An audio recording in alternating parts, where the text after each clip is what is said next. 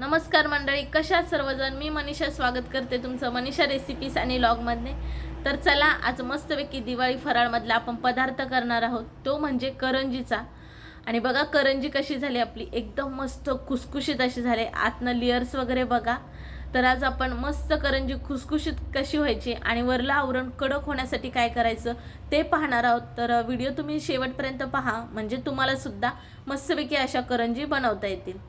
तर बघा, खुसखुशीत करंजी होण्यासाठी आपण वापरणार आहोत तो म्हणजे रवा, वरला आवरण करण्यासाठी. तर आपण त्यासाठी सुरुवातीला पीठ मळून ठेवूयात, म्हणजे बाकीची तयारी करूचपर्यंत आपलं पीठ छान भिजेल.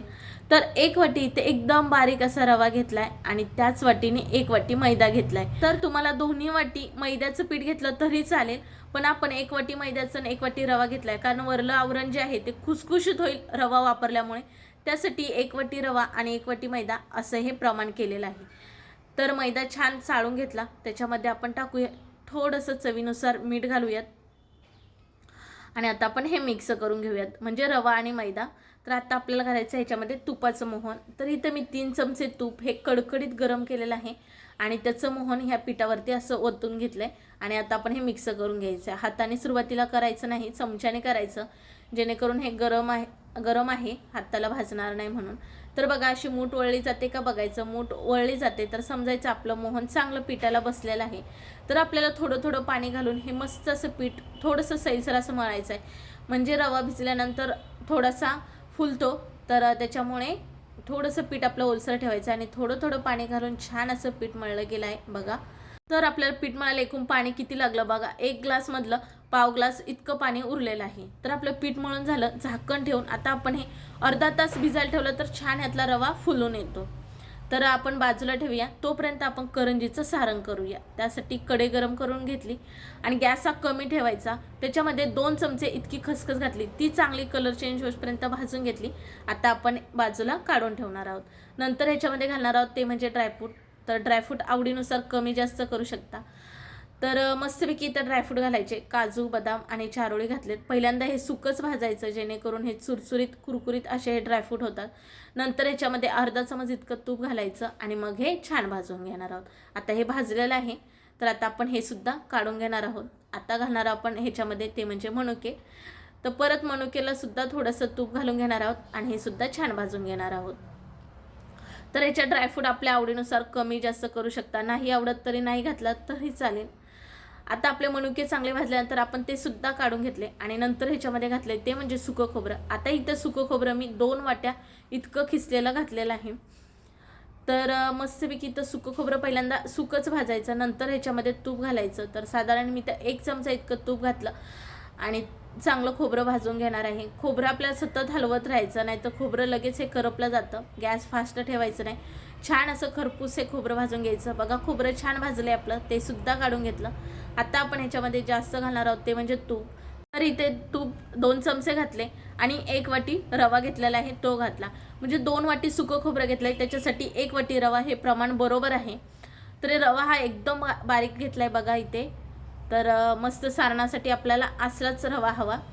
तर हा रवा आपल्याला चांगला भाजून घ्यायचा आहे तूप घालून. तर मी आणखीन एकदा 1 चमचा तूप घातलं आणि हा चांगला कलर चेंज होईपर्यंत, सोनेरी कलर येईपर्यंत रवा भाजून घेतला आहे बघा. रव्याचा आपला कलर चेंज झाला आहे. आता भाजलेला रवा परत एका भांड्यामध्ये काढला आणि सगळे आपण जे जिन्नस भाजून घेतले होते ते बघा छान असे एकत्र मिक्स करायचे.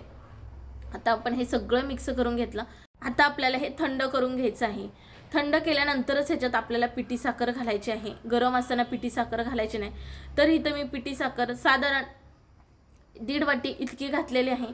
तर इथं तुमच्या आवडीनुसार गोड कमी किंवा जास्त, तुम्हाला आणखीन गोड आवडत असेल तर आणखीन थोडीशी पिठी साखर घाला, तर कमी आवडत असेल तर कमी थोडीशी पिठी साखर करा, असं प्रमाण करा. आणि काय करायचं, पिठी साखर घातल्यानंतर मस्तपैकी असं मिक्स करून घ्यायचं आणि थोडंसं हातावर घेऊन हे खाऊन बघायचं गोड आहे का नाही. तो गोड आहे, तर त्याच्यामुळे मी आणखीन पिठी साखर घातलेली नाही. तर बघा इथे नंतर चवीनुसार थोडंसं मिठाची चिमट घातली. नंतर 1 चमचा विलायची पावडर घातली, म्हणजे साखर आणि विलायची पावडर केलेली आहे ती 1 चमचा घातली आणि थोडंसं जायफळ खिसून घेतलं. आता हे छान असं आपण मिक्स करून घेणार आहोत. बघा, हे मिक्स झालं, आपलं इथं सारणसुद्धा रेडी झालं. आता आपण बाजूला ठेवूया. आता आपण तयार करणार आहोत तो म्हणजे साठा. आपल्याला पिठाला लावायला लागणार आहे तो म्हणजे साठा. त्याच्यासाठी इथे 2 चमचे कॉर्नफ्लॉवर घेतलेला आहे आणि 2 चमचे आपलं साजूक तूप घेतलेलं आहे आणि हे मिक्सरला फिरवून घेणार आहे. त्याच्यामुळे मस्तपैकी बारीक होईल. आपल्याला हाताने करायची गरज लागणार नाही. जर हाताने फिरवून घेतला तरी चालेल. तर बघा मी आणखीन 1 चमचा ह्याच्यामध्ये तूप घातलेलं होतं, त्यामुळे असं मस्त हा साठा झालेला आहे. तर आपण हा बाजूला ठेवूया आणि आता आपलं पीठ चेक करूया. तर बघा पीठ पण आपलं किती फुललेलं आहे, मस्तपैकी भिजलं. आपण सारण करूसपर्यंत एवढा वेळ छान पिठाला दिला आपण, त्याच्यामुळे छान हे पीठ भिजलेलं आहे, मऊसूत झालं आहे. आता ह्याचे आपण हुंडे करून घेणार आहोत. तर हुंडे असे आपण जेवढी चपाती करतो त्याच्यापेक्षा थोडासा गोळा मी मोठा घेतला आहे आणि असे ह्याच्या प्रकारे 4 हुंडे करून घेतलेले आहेत. आता आपल्याला 4 चपात्या ह्याच्या करून घ्यायच्या आहेत. तर पहिल्यांदा मी 1 हुंडा घेतला आणि त्याची छान अशी चपाती करून घेणार आहे. म्हणजे आपल्याला लेयर्स करंजीला छान येतील, त्याच्यासाठी आपण ही प्रोसेस करणार आहोत. तर मस्तपैकी 1 चपाती करून घ्यायची आणि केलेली चपाती आहे ती बाजूला काढून ठेवायची आणि अशाच प्रकारे आपण बाकीच्या 3 चपात्या करून घेणार आहे. तर मी आणखीन दुसरा गोळा घेतला आणि तशाच प्रकारे त्याची सुद्धा चपाती लाटून घेतली. तर बघा इथे आपली दुसरी सुद्धा झाली. तर इथं बाकीच्या उरलेल्या दोन्ही चपात्या अशा प्रकारे करून घेतल्या. तर आता सगळ्या चपात्या रेडी झाल्यात. तर त्यातली एकच अशी चपाती घ्यायची आणि त्याला आपण केलेला साठा अशा प्रकारे सगळीकडनं लावून घ्यायचा. बघा साठा भरपूर असा लावायचा आणि परत दुसरी चपाती ह्याच्यावरती टाकून घ्यायची. परत आपल्याला ह्याच्यावरती साठा लावायचा आहे अशाच प्रकारे. परत आता आपण तिसरी चपाती ठेवणार आहोत आणि त्यालासुद्धा आपण छान असा साठा लावून घेणार आहोत. तर बघा अशा प्रकारे साठा सगळीकडे लागला पाहिजे असा हाताने व्यवस्थित सगळीकडे लावून घ्यायचा आणि आपली राहिलेली ती शेवटची चपाती ती सुद्धा आपण अशा प्रकारे घालून घेणार आहोत आणि उरलेला सगळा साठा जो असतो भांड्यामध्ये तो पुसून अशा प्रकारे सगळा लावून घ्यायचा आणि आता ह्याचा करून घेणार आहोत आपण तो म्हणजे रोल. तर रोल हा आपल्याला दाबून करायचा आहे, कारण ह्याच्यामध्ये हवा राहिली नाही पाहिजे. हवा जर राहिली तर आपला रोल हा व्यवस्थित होणार नाही, त्याच्यामुळे असा दाबून रोल करायचा. बघा सहज आपला हा रोल होतो. तर केलेला रोल हा आपला जाड झाला आहे, त्याच्यामुळे असं त्याला फिरवत राहायचं जेणेकरून हा पातळ होईल. बघा असं. तर बघा दोन्ही हाताने असं फिरवत राहायचं आणि हे बारीक झाल्यानंतर आपण ह्याचे असे गोळे करून घेणार आहोत. तर आपल्याला गोळे असे ओढून वगैरे घ्यायचे नाहीत, तर चाकूने असे कटिंग करून घ्यायचे. बघा त्यामुळे व्यवस्थित आपल्याला गोळी कापली जाते. तर बघा किती लेयर्स आहेत, बघा छान अशी गोळी झाली का नाही. तर अशा प्रकारे ह्या सगळ्या गोळ्या करून घेणार आहे. तर आपल्या इथं सगळ्या लेयर्सवाल्या गोळ्या करून झालेल्या आहेत. बघा किती छान दिसतात, मस्त दिसतात ना.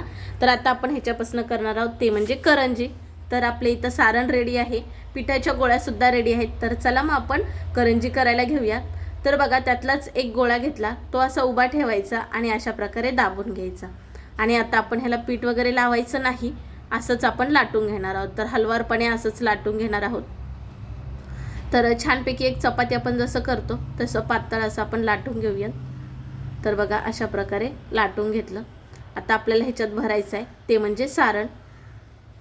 तर आपलं सारण तर रेडीच आहे, ते भरूया ह्याच्यामध्ये अशा प्रकारे आणि आपल्याला आता हे मस्तपैकी बंद करून घ्यायचं आहे.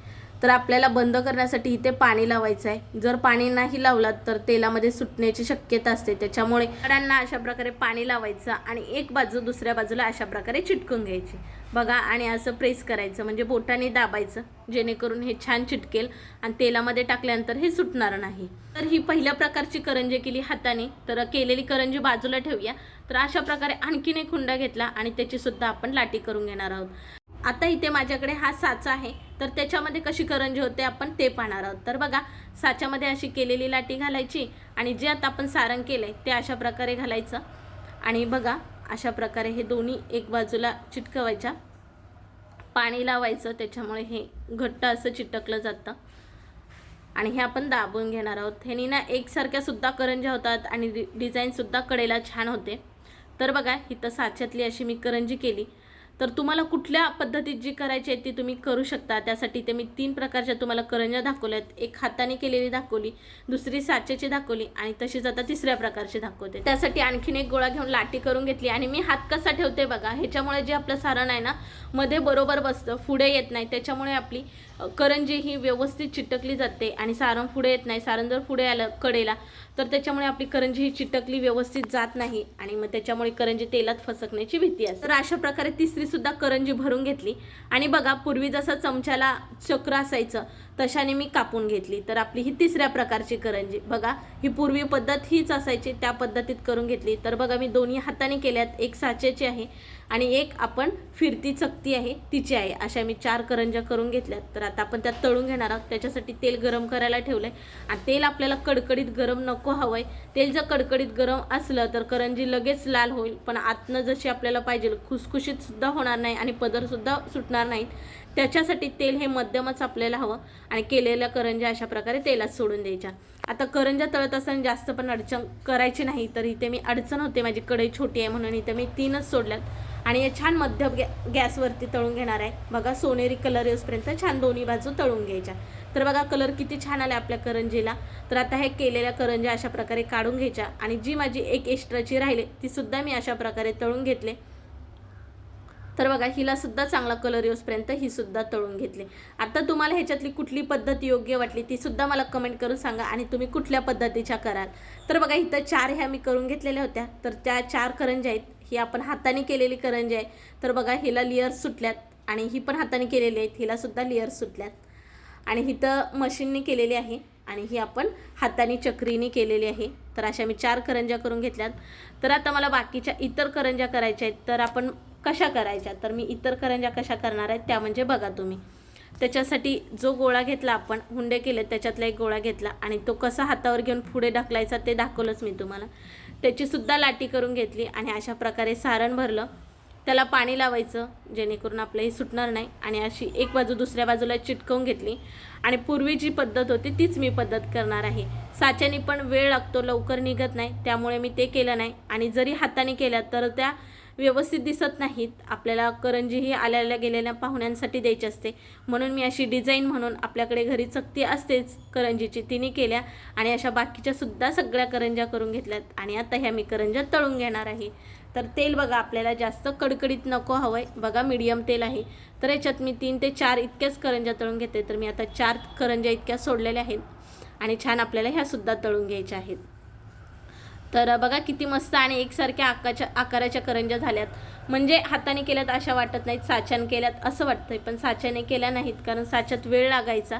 तर पूर्वी पारंपरिक जी पद्धत होती म्हणजे फिरकी जी असते तिने आपण कापून करंज्या करायच्या. तर माझी आई पण अशाच करते, त्यामुळे मी सुद्धा अशा फिरतीने कापून करंज्या केल्या. तर बघा केलेल्या करंज्या सगळ्या तळून घेतल्या आणि बघू शकता तुम्हाला जवळून दाखवलं लेयर्स किती आपल्या करंजीला सुटल्यात. तर अशा प्रकारे आपल्या इथं खाण्यासाठी तयार आहेत करंज्या लेयर्सवाल्या. बघा किती छान दिसतात. तर अशाच छान छान रेसिपी पाहण्यासाठी आपल्या चॅनलला सबस्क्राईब करा जेणेकरून केव्हाही मी व्हिडिओ अपलोड करेल ते तुम्हाला पाहता येतील. व्हिडिओ आवडल्यास लाईक करा आणि कमेंट करून सांगा आपल्या रेसिपी कशा होतात. चला मग परत भेटू अशा नवीन एका रेसिपीसोबत. तोपर्यंत बाय बाय.